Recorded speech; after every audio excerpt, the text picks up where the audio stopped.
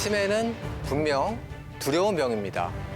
조기에 발견하고 대비해서 건강한 뇌를 지키십시오.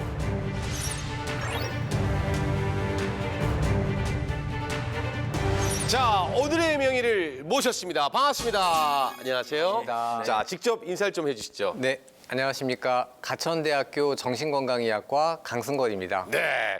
자, 오늘 명사수 강승걸 교수님과 어떤 이야기를 좀 나눠볼까요?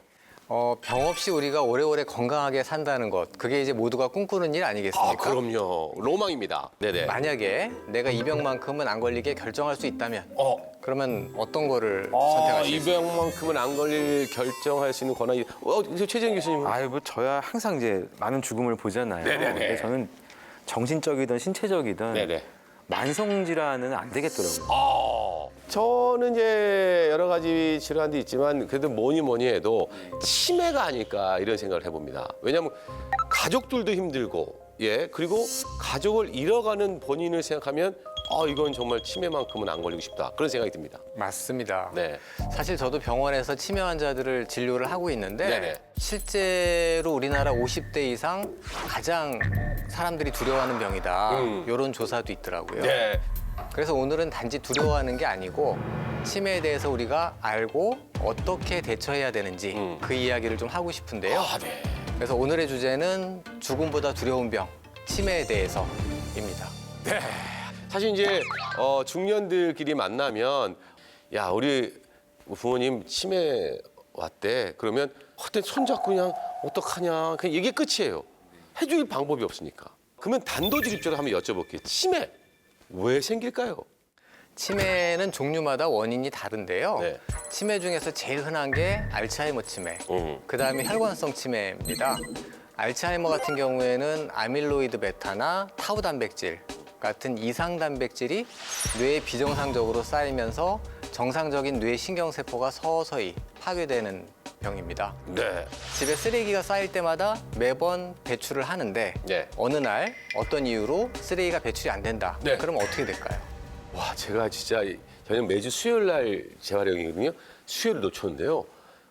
뭐 다른 박스 같은 건 괜찮아요. 좀 쌓여도 음식물이 그게 다 썩어요. 그렇죠. 네. 이 알츠하이머 치매가 그렇습니다. 배출되어야 할 이상 단백질이 쌓이면서 뇌신경 세포를 서서히 파괴하는 거죠. 그러면 지금 두 가지 예를 들어주셨는데 이제 알츠하이머하고 혈관성 치매를 이렇게 얘기해 주셨거든요. 그 차이가 뭘까요? 혈관성 치매 같은 경우에는 뇌 혈관 질환, 이제 뇌졸중, 뇌출혈 이런 질환이 왔을 때 뇌세포가 손상되면서 오는 치매고요. 네. 이제 알츠하이머는 아까 말씀드린 것처럼 그런 이상 단백질이 쌓이면서 오는 그런 치매가 됩니다. 혈관성 치매랑 알츠하이머 치매는 뇌 손상을 유발하는 그런 기전이나 네. 위치가 조금 다를 수 있는데요. 네네. 혈관성 치매는 뇌혈관이 어디가 막혔냐, 어디가 터졌냐에 따라서 그 위치에 있는 뇌세포들이 손상되는데 알츠하이머 치매의 경우에는 대개는 측두엽 또는 이제 두정엽 부위가 많이 침범이 됩니다. 숙두엽은 여기라는 얘기인가요? 예, 여기 옆에고요. 여기고 네네. 그리고 두정엽은 약간 측두엽보다는 예. 위쪽이면서 뒤쪽. 이쪽이면서 뒤쪽 이 정도 되는 완전 거예요? 뒤는 아니고요. 그러니까 정수리 주변 쪽을 예, 이쪽이라고 보시면 되겠습니다.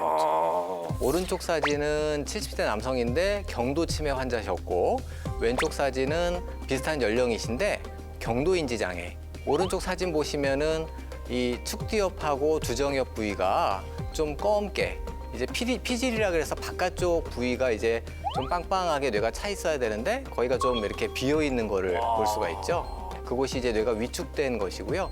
그것에 비해서 왼쪽 사진은 그런 게 없이 좀 뇌 피질이 이렇게 잘 차 있는 그런 사진입니다. 아니 근데 사실은 이제 뇌 어떻게 보면 손상이라고 해서 우리가 흔히 하는 이제 뭐 그냥 미세한 손상이지 않은데 저렇게 이 뇌 구조가 저렇게 차이가 납니까? 네, 진행될수록 저게 점점 심해지시죠. 보통 뇌 손상이 오면은 부위별로 나타나는 증상도 다르지 않나요, 교수님? 그럼 알츠하이머 기준 두정합과 측두엽의 손상이 오면 어떤 증상이 이제 특징적으로 나타날까요? 네, 이게 이제 단순하게 얘기하기는 어렵고 환자들마다 좀 다른데요. 네네. 두정엽 같은 경우에는 감각 신호를 해석하고 통합하는 기능을 하거든요. 감각이요. 네네. 예. 그래서 여기 만약에 문제가 생기면 공간을 인식하는 데 문제가 생긴다든지 좌우 구분을 잘 못한다든지 읽고 쓰고 또 계산하는 능력 이런 것들의 장애가 올 수가 있습니다. 그리고 측두엽은 대표적인 게 이제 기억력에 관여를 하고 언어 기능 또 청각 이런 것들에 관여를 합니다. 치매가 진행이 되면 망상, 환청, 우울증 이런 것들의 정신 증상들이 많이 생기거든요. 네네. 제가 이제 예를 좀 들어보면요. 네네. 어제 그제 제가 봤던 분인데 치매 환자 이제 할머니를 며느리가 돌보고 계신데 이 할머니가 피해망상이 좀 심하세요. 네. 그래서 자기 음식에 독을 탔다든지 아하. 나를 해치려고 한다든지 이런 적대감을 갖고 때로는 막 공격적으로 되시기도 하고요. 공격적이라고 하면 이제 며느리를 뭐 때린다거나 네. 위협한다거나. 예, 심하신 경우에는 그런 경우가 있습니다.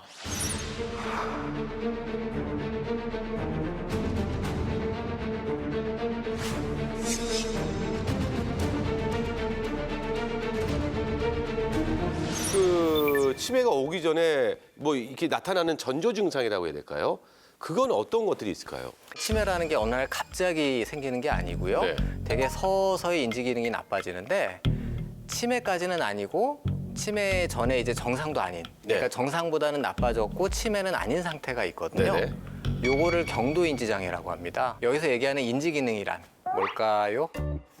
잠깐만요. 교수님. 굉장히 어렵습니다. 지금 질문이 너무 귀여우셔가지고 뭘까요? 예. 인지 기능은 무엇을 기억하고 떠올리는 능력 아닐까요?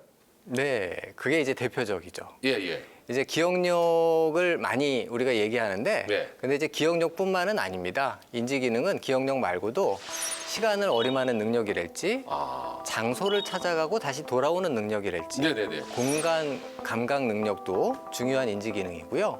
또 하나 중요한 인지 기능 중에 하나가 말을 유창하게 하고 단어를 많이 쓰는 것. 네. 이런 이제 말의 유창성이나 단어 사용 이런 네. 것들도 인지 기능입니다. 이름을 잘 얘기를 못 하시고 아. 대명사를 많이 씁니다. 그래서 그거, 저거, 뭐 이런 식으로요.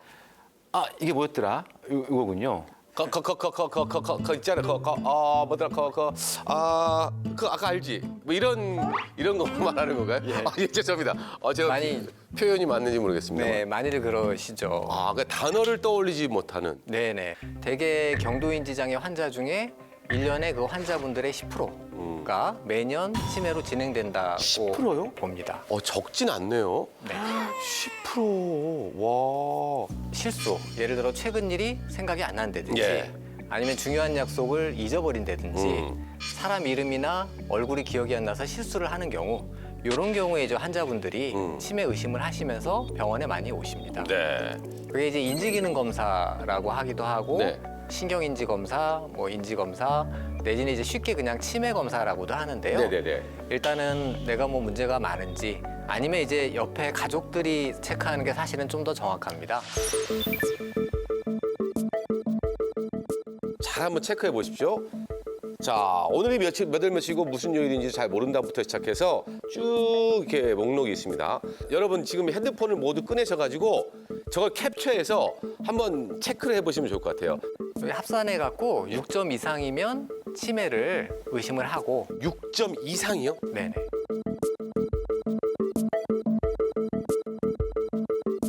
저도 이제 병원에서 네. 치매 때문에 오시는 환자분하고 가족을 보면 정말 치매가 힘든 병이구나라고 느끼는 그런 순간들이 있는데요. 네. 치매 어르신들을 돌보는 보호자들은 외출도 또 마음대로 못하죠. 못하죠. 맞아요. 어르신이 심한 경우에는 또 이제 본인 관리를 잘 못하시니까요. 그래서 간병하시느라고 계속 붙어 계셔야 되고 자기 시간을 뺏기다 보니까 고립감도 심해지고 우울증도 때로는 생기는 경우가 있고요. 그렇구나. 또 정신건강도 문제인데 나가서 운동이나 활동도 못 하시니까 자기 건강 관리를 못 하셔갖고 네네. 고혈압이나 당뇨 이런 것도 많이 오시더라고요. 그러면 같이 치료를 해드려야겠네요. 어떻게 그런 보면. 경우가 많이 있습니다. 네. 참 안타깝네요.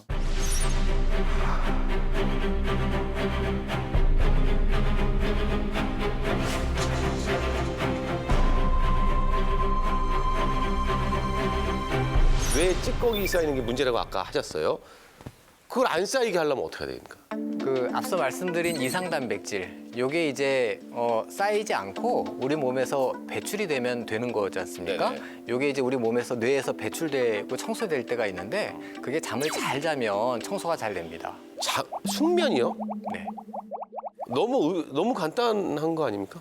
이 노인들 같은 경우에는 젊었을 때 아주 그 밤에 누가 업어가도 모르게 깊이 자던 것이 맞아요. 수면이 약해져서 응. 24시간 하루 동안 분산이 됩니다. 어. 밤잠은 짧아지고 중간중간 깨고 얕아지고 또 낮에 또 졸립고 그래서 맞아요. 낮잠을 주무시기도 하고요. 수면 장애로 노인분들이 종종 오시거든요, 응급실로. 네네. 근데 그분 중에 한 분이 다리가 뭐 느낌이 이상해서 잠을 못 자겠다 이런 분이 몇 분 계셨어요. 근데 제가 진찰해 보면은 뭐 신경학적으로 큰 문제는 없고 그런 것도 혹시 수면 장애 일종인가요, 교수님? 예, 아마 그게 하지불안 증후군일 것 같은데요. 하지불안 증후군? 네, 네. 하지불안 증후군이라는 수면 장애가 있는데 다리에 이상한 느낌이 들어서 다리를 가만히 못 뜨겠고 막 움직이고 싶고 벌레가 겨다니는 것 같아서 잠을 못 자겠다고 하시거든요. 이게 이제 우리나라에서도 7.5% 정도의 유병률을 보이는 비교적 흔한 병입니다. 네. 또 요거 외에도 수면무호흡증, 상당히 네. 이제 흔한 수면 장애 중에 하나고요. 그래서 어르신들이 잠이 보약이라는 표현을 많이 썼던 것 같아요. 그렇다면 어떻게 해야 잘 잘 수 있을까요? 이게 그렇게 말처럼 쉬운 거는 아닌데요. 그래서 불면증 환자분들 중에 너무 이제 잠에 집착하시는 분들은 저는 오히려 자려고 너무 애쓰지 마셔라라고 얘기를 합니다. 잘 자야 된다는 생각 때문에 잠에 아주 강박적으로 집착하시는 경우, 그런 경우에 이제 불면증이 오히려 심해지는 게 하나 있고, 두 번째는 어르신들 중에 예. 낮에 눈 감고 있거나 낮잠을 자면 야간의 수면 욕구를 떨어뜨립니다. 그래서 뇌에서 수면 부족을 못 느끼기 때문에 밤잠이 약해지고 또 수면의 질이 나빠지고.